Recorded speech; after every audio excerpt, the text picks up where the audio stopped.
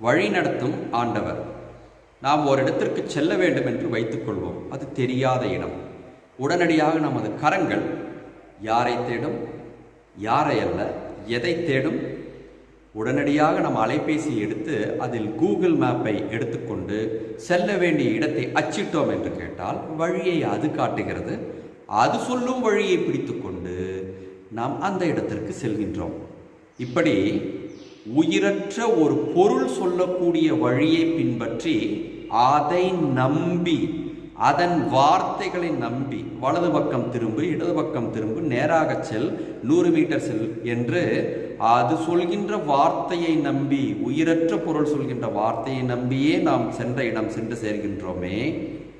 நமக்கெல்லாம் உயிர் கொடுத்து உயிருக்கு உயிராக இருக்கின்ற